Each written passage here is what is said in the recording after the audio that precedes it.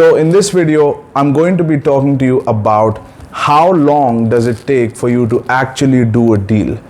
And we will be going through several calculations. I'll be going through the steps of closing a deal. And when I say a deal, I'm really talking about buying a business, somewhere around $500,000 to $1 million minimum. And you could really go high stakes as well. But minimum size has to be about $500,000 to $1 million, otherwise it may not make sense.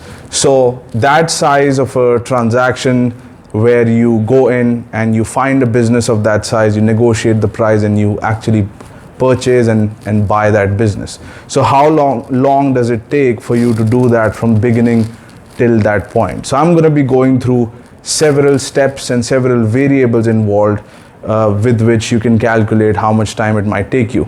So number one variable is your region. Different regions take different amount of time, and it has nothing to do with you. It has something to do with the region that you're in. Geography plays a big role, and your financial ecosystem, how robust it is, how many banks there are in the region, how is the appetite in the market, all of that affects the deal closing. It's not just about being focused or being disciplined or working hard. It has something to do with external variables also. So, and different authorities take different amount of time. Certain countries, things happen much faster compared to certain other countries. For example, in USA, it is a very super fast process of forming a company. Same thing in the UK. But in UAE, in my case, when I formed the company, it took me a while because the authority kept coming back asking for different types of documents for their KYC process, and sometimes it can take time. So there were a lot of delays in forming the company. Just like that, there could be these delays that you need to account for. So region has something to do with that. And the next variable is the banks. What type of financing the bank is available, the bank has. Is your region has acquisition financing or not? What type of financing is available and how many people you have to speak to do that. Then another big variable is your personal life.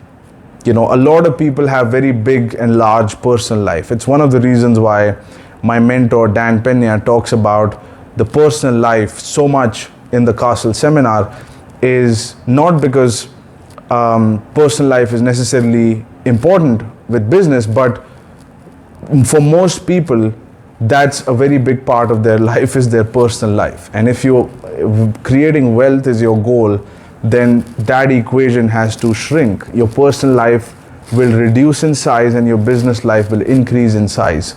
Without this happening, you're not necessarily going to create wealth, because anybody who has gotten successful has taken time off from the family and actually done the work and meet people outside the family. So unless you're inheriting it and your father is a billionaire like Bruce Wayne, but other than that, you would have to go out and create wealth, and that would mean less time with family.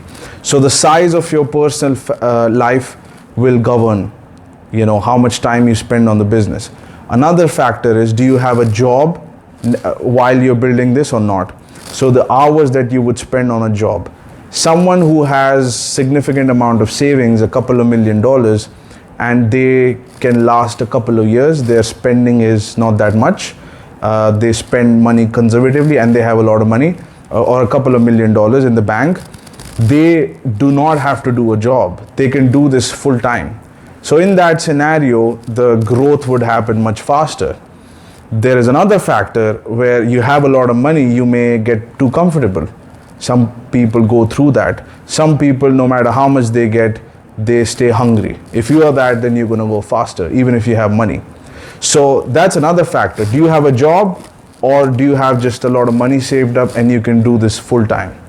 That's going to affect how much time goes into your project. So a big factor would be your time involvement. So you have a job, you have a personal life, and you have this project, and you're trying to juggle the two. Now the job is really non-negotiable. You have to go to your job. That's non-negotiable. That's how you pay your expenses. So most of the time your personal life is the one that gets sacrificed. And here is the thing, your personal life has got agreements in place. You have prior obligations, and you have agreed to these obligations 5 years 5 years before, 10 years ago. You agreed to certain things, of doing certain things. You made some long-term commitments, and you had no idea that you were going to build this project. So it's going to be a task for you to go back into your life and renegotiate those relationships. For example, in my life, I had an agreement with my mother and brother that we are going to be with each other forever. We are always going to be with each other. But that was not working out. So for me to renegotiate that was a big task. There was a disruption. Me and my friends, for example, also had an agreement that we're going to have each other's back forever. But I had to renegotiate that, and there was a disruption there. And same thing happened with my girlfriend. She wanted to get married and I didn't, because your risk profile changes once you get married, and kids are a natural consequence of marriage. It's almost inevitable that happens. So I was avoiding marriage, and she wanted to get married, and her clock was ticking. So she had to move on. So there was this whole disruption of personal life that happened because the project was important to me. And you go through, you may go through a whole disruption in your personal life. You may not. Some of the people are understanding, and some of the people want that you pursue this, and they might support you. But, that would be a big factor. How much time do you spend in your personal life? How much time do you give to your family and your job? And then how much time do you give to the project? Time factor is extremely important. So if you have some money in the bank, you don't have a job, you don't have a big personal life, you're single, you're going to go much faster. Someone who has a family, someone who has kids, a job, and they're doing this on the side, and they have to keep the job. They don't have a lot of savings, but they have to keep a job. You would have to work long hours, and it's going to take some time. Again, how quickly do you learn and implement steps? How quickly do you understand the steps, and are you following the steps? Do you have a mentor? Do you have someone actively guiding you and redirecting you if you deviate from the process? I attended the Castle seminar. I attended 2 of Dan Peña's seminar, QLA and QLA Hardcore. But even after those seminars, I did not have somebody actively guiding me through the process. And I know the value of that when I provide that for someone, is that I don't let them deviate. I keep them on track, and you tend to go much faster. So who's mentoring you? That's a big factor. And what's the structure of the mentorship? So these are the variables. Then you've got what is the size of the deal that you're working on. It could be a small deal or a large deal.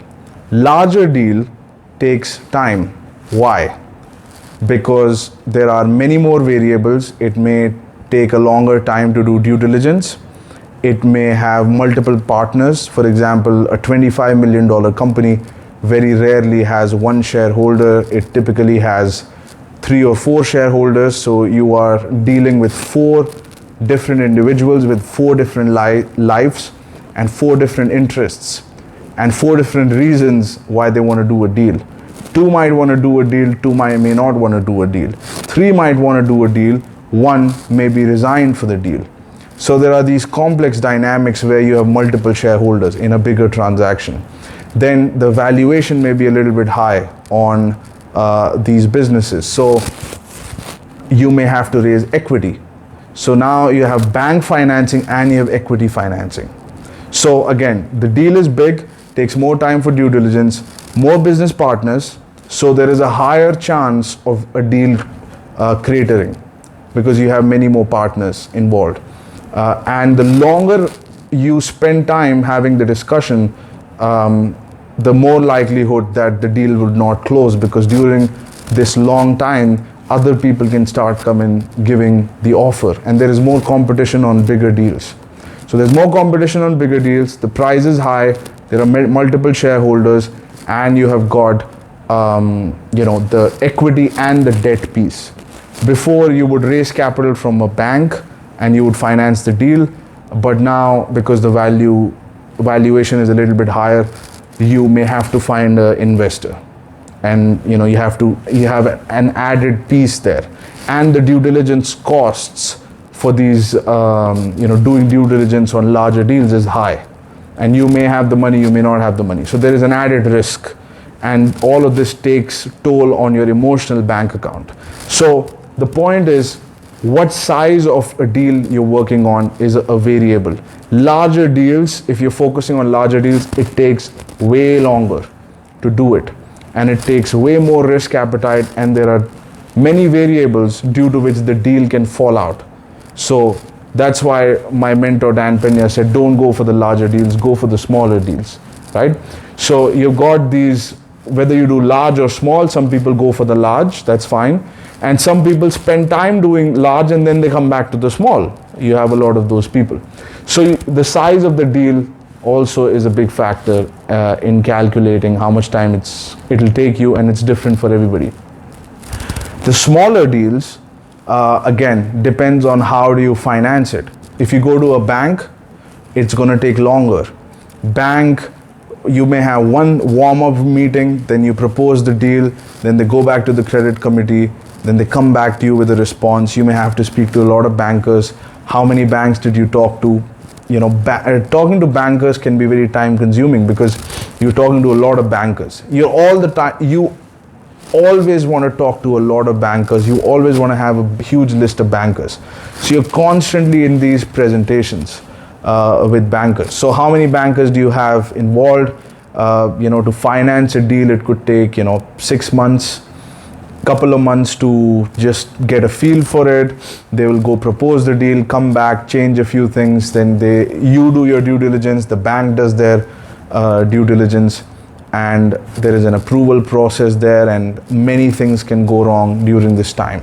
The seller can change his mind, the seller may try to change the deal, the bank may change the deal last minute, and there are many disruptions that are possible even in this scenario. So even if you go to the banks, there are many variables that can go wrong. That's why you need to have a lot of deals and a lot of banks. So coming back to the steps, once you find a deal, it's not about just closing that deal. You have to keep finding more deals so that one craters, you can move to the next or the next. So you're managing many sellers at the same time, managing many bankers at the same time, managing your board. Your board could have a disruption. Some people may leave. You need to bring you may need to replace them. So your time is going in that. While you have the personal life and the job, remember, and your wife could start threatening you, or your husband could start threatening you. You're not spending time with me, etc., etc. You're not doing, these are the list of things you haven't done. And all of this can create resentment and chaos in the home environment if you don't manage your personal life well. Some people manage it really well. And when I say managing it, you have to manage it ruthlessly sometimes. So that's another variable. How you manage your personal life, job while you're doing this. Okay, so those are the key variables that I just covered, how long it takes. Now we'll go step by step into defining, approximately how much time it takes. Another factor is how quickly do you take decisions and how effectively do you take decisions. If you are spending a lot of time in meetings and if you're not to the point and you are pontificating about golf or tennis or some movie with the seller, which can happen, you could talk about common interests, but that conversation goes really long. I've been in initially at least some meetings which lasted 1.5 to 2 hours, where the seller started telling me about his childhood and I was just sitting there listening to it. And I didn't know what to do, at the beginning. But later on, I realized time is of essence. I mean, you got to get things done fast. I mean, you got to hold people accountable, and you got to be able to assess whether they're motivated or not. So those are some of the factors. Now let's go from the beginning. Step 1 is building the personal foundation, which is managing your personal life first. Okay, so how effectively do you do that? if you don't do that effectively, things may not disrupt immediately, but much later on, when you're at a very advanced stage of project, some disruption from your personal life will happen later. At the beginning, you can afford to deal with a little bit of drama, a little bit of crying, a little bit of separation or whatever. You could deal with that at the beginning of the project when nothing has started. Much later at a project, when you're dealing with too many pressures, too many things at the same time, you would not have the energy, you would not have the time, you would not have the bandwidth to deal with, childish things, childish demands, or love-related demands. You are dealing with high-profile mergers, millions of dollars in deals, which have a lot of risks, a lot of things can go wrong, and you're managing all of this, and you have many things going on in your head. You cannot afford to be disturbed. You just can't afford it. Okay, at that point. So you have to keep that in check. That's why step number 1 is building the personal foundation. You don't have personal foundation, you're going to have problem later on. And that's why a lot of the seminar Dan covers on personal foundation, because if you don't take care of that early on, it's going to create problem later on, and actually your personal life can disrupt the business life. Happens all the time. That's one of the reasons why a lot of the successful people talk about personal life also. So personal life is relevant to talk about. So personal foundation, number 1, you need to have your expenses paid, basic expenses. You need to have your family in check, accountable, and at a distance, hopefully. And you got to renegotiate the terms of those relationships. So those could take a couple of days for them to digest. They may not take you seriously. They may think that this is one of his phase where he wants to go to the gym and build a six-pack. This will pass, but they don't realize this is not going to pass. This is serious. This is real. So it may take some time for them to realize. That's done. Next, your business model. Okay, your vision. Some people spend too much time on this. It's crazy. Some of the variables, you cannot figure the whole thing out sitting on the stands. You got to take a hypothesis, start executing, and then your model may evolve. For example, I started off saying that I wanted to acquire home care companies. Then I went to hospitals. Then hospitals weren't feasible. Then I went to polyclinics. Then there were 2 types of polyclinics, cosmetic or medical. Then I said, okay, medical. And then I said, no, cosmetics. For these reasons, the margin is higher, it's cash business, it doesn't have insurance, so maybe cosmetics. It's more in number. So the model evolves. Then I started with smaller deals, then I evolved to bigger deals, and the model is going to change. So, just to sit down and just trying to figure everything out from on paper, sitting on the seat where you haven't made any presentation and trying to get everything perfect is not going to happen. So you have to take a hypothesis and go with it. Okay, so how long does it take for you to set that up? I would limit the time to 1 week. In 1 week, you need to know what region, industry, and sector that you would be buying the companies. If you change something, you just change one name and the remaining model stays the same basically. So 1 week, my brother was making his presentation for 3 weeks, thinking about the name and logo. You need to think about the name and logo within 30 minutes. Coming back to efficient, decision making, you got to pull the trigger. Just pick something. You can change it later on. Just pick something. The business model, just pick something, pick a damn thing, you can change it, you can make changes, nothing is set in stone, you can change it. So that 1 week. Then you have board members. It took me a couple of months, and it can take that long because good board members, you need to tap into networks. It's not just about mass messaging, although you can get some board members like that, but it's about going deep within those networks and finding deeper and deeper contacts. For example, a very high profile executive I found was, after contacting 100 people in his previous company. So he was working at this big firm. I contacted 100 people in this firm, and finally I got 7-8 references. I met all of those references. All of them said no, except for this one guy, and he came on board. Okay. After a couple of months, he left. So those disruptions can happen. But then I found someone else who replaced him. He was also good. We are all on good terms, by the way, so it's all good. But it can take time for you to build a board. Even if you have a board, as you're looking for deals, as you're going to the banks, you would be taking their names. So some people may start contacting them, and they might freak out, and some of them may leave.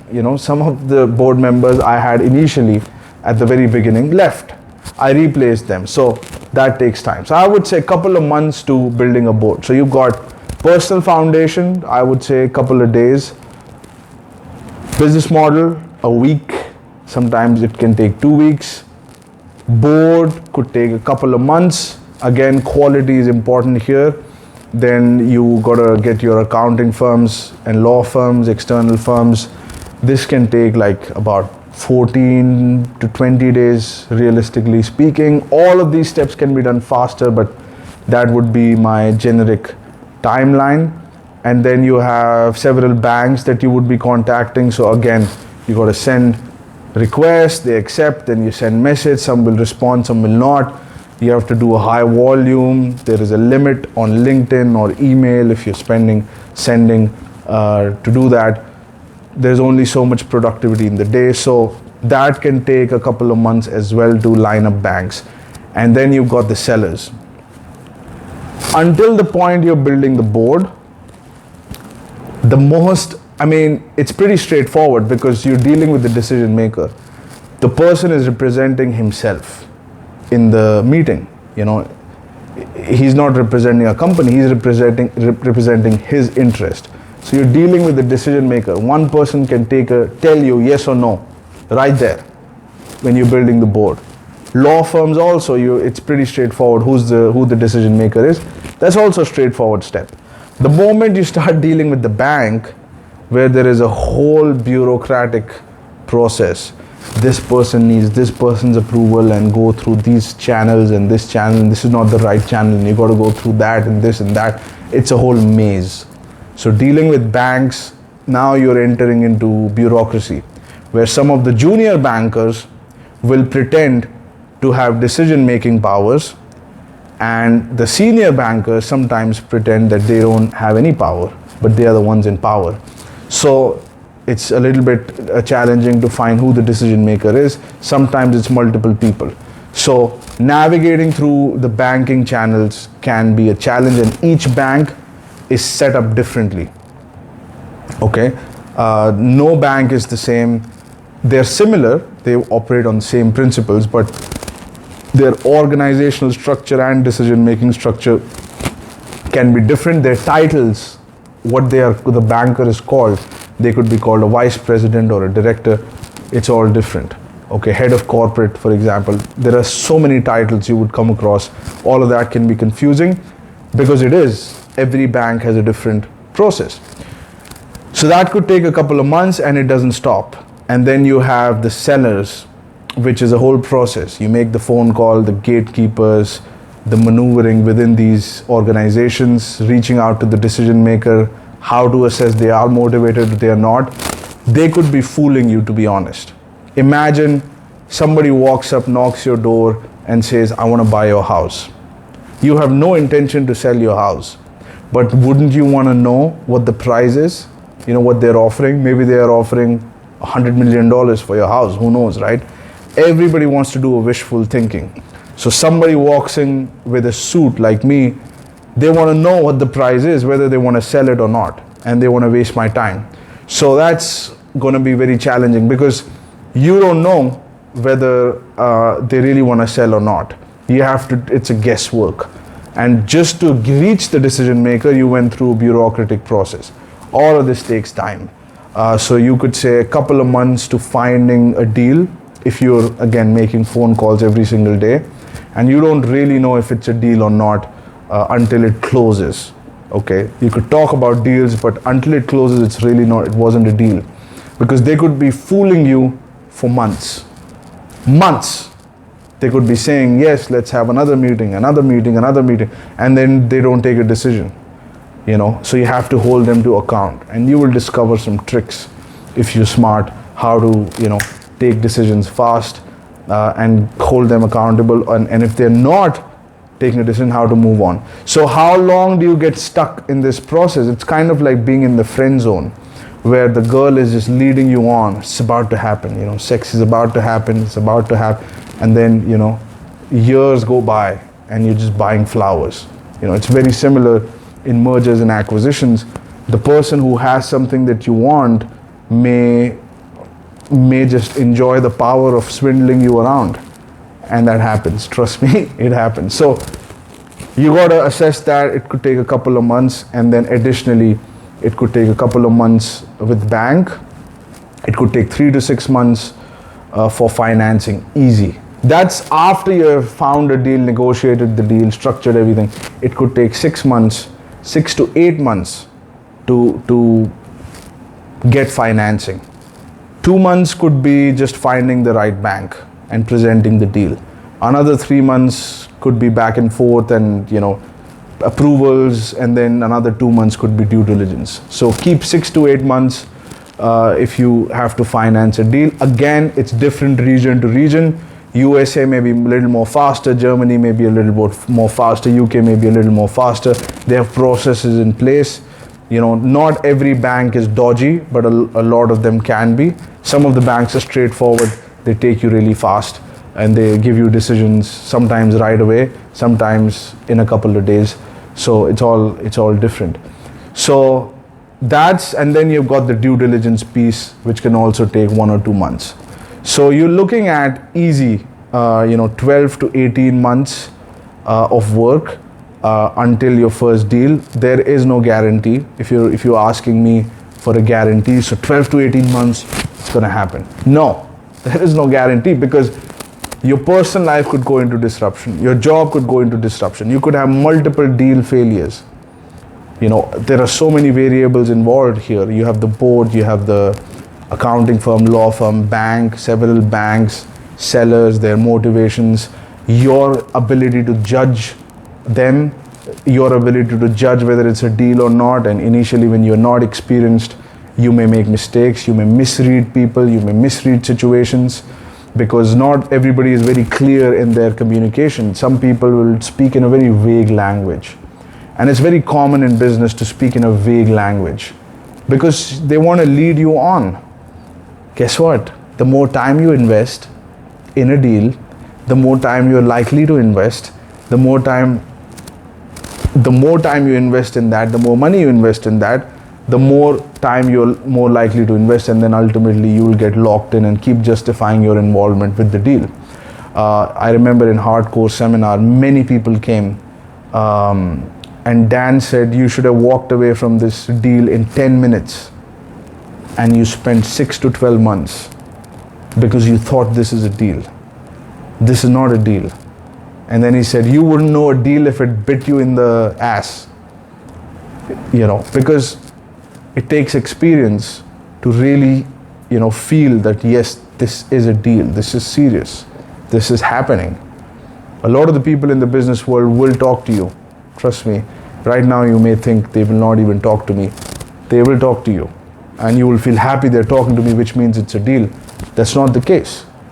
So all of these variables, it could take 12 months to 18 months, 24, 36 months, depending on deal size, your judgment, personal life, focus, job, how much money you have, do you have a job, not have a job, are you married, do you have kids, do you have obligations, and how distracted you are, do you have too many friends.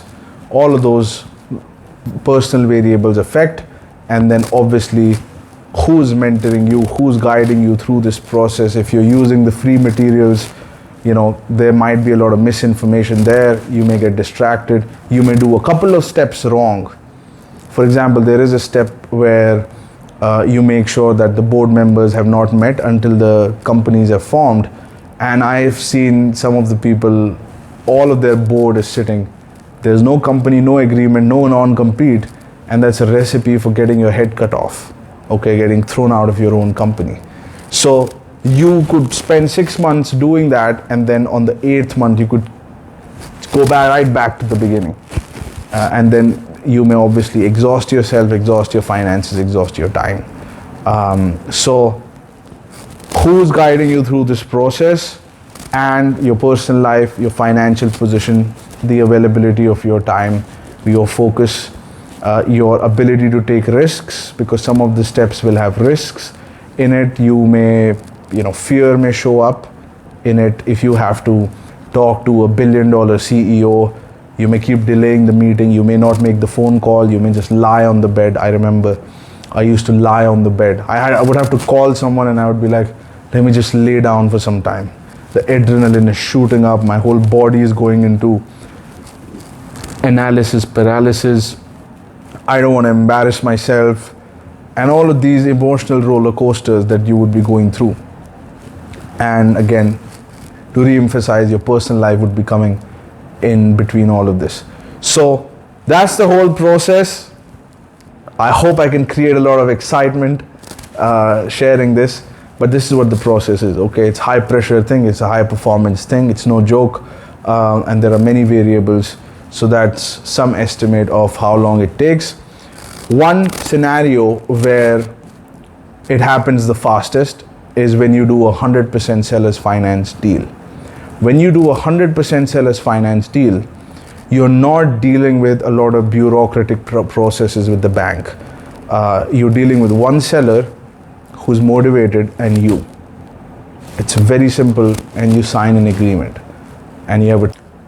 There is not a lot of risk involved in the deal, so you don't have to do typically there isn't a very extensive due diligence when you have a seller finance deal. Due diligence is important.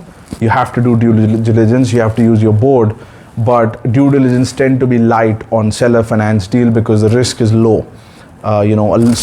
All of the purchase price is going to be paid over time through the cash flows of the company. Financially, there isn't a risk. You have to check some things which are fundamental in nature. Apart from those, you can close a deal pretty fast when you're doing 100% seller's finance, because you removed banks out of the equation. The moment you remove banks out of the equation, you would save at least 6 to 8 months, because it can be a very draining process to deal with a bank and several banks at the same time. They have many tricks. Get ready. They have many tricks they would want to play with you, especially at the beginning when you don't have a track record. So it's much better to do seller finance, 100% seller finance deal, quick and fast. And that would mean that not everybody will take you on the offer. You have to speak to a lot of people. And then obviously there is an element of cold calling that goes with that. And so that's, the fastest. People who have done the deals fastest have done 100% seller's finance, where there was no money out of your pocket, no money out of any bank's pocket, money out of anybody's pocket, and they still did a deal. So that is the fastest way to do it, but still you would spend time in the initial steps. So that's the video on how long does it take to do a deal. If you're interested to get involved in this process, I have 2 mentorship programs where I would train you personally into setting this whole thing up and put you in a position to buy multi-million-dollar businesses. I'll help you find the business model, refine the business model, create the vision, find your board members, find accounting firms, deal with banks, deal with sellers, and train you into various understanding signs, who's motivated, who's not, and guide you through this whole process so you go much faster. And if you're interested in that, reach out to me and we'll take it from there.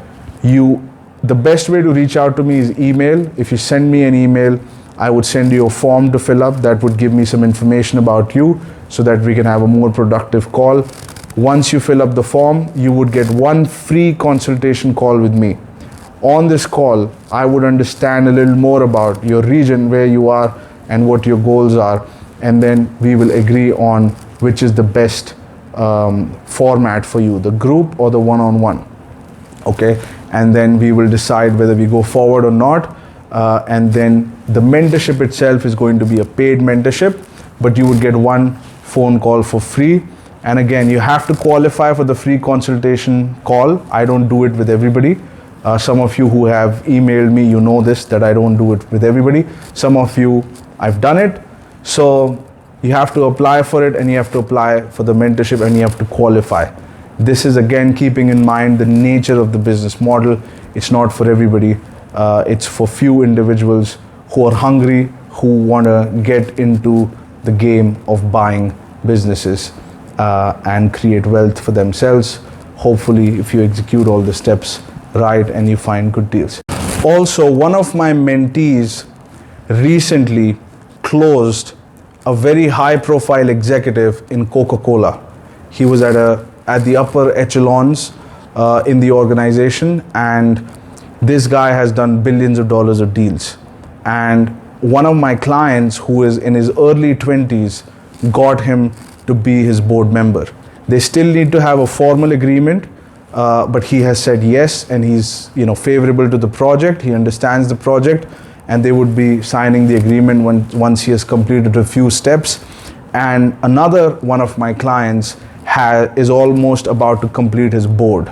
So he has several individuals who have billions of dollars in deal experience and have combined 100+ years of experience on board, and he is also in his 20s. So these people did not have experience in doing this, and I've done between 2 and 3 sessions. One of the clients, I've done 2 sessions, and he's able to achieve these results. And another client, the second one, the one that closed the Coca-Cola executive, I've done 3 sessions with him. So it's absolutely remarkable when you see somebody from the beginning, the first call, and now they see them dealing with high profile executives, building a team and moving forward only after a couple of sessions. You see the power of this. One of the clients, his voice has changed. We speak often on WhatsApp, and he doesn't sound the same. And when I meet him on the calls, he doesn't look the same. From the first meeting we had to now, there is a complete shift, and only 2 sessions have been completed. So if you're interested in the mentorship program, reach out to me and we will talk soon.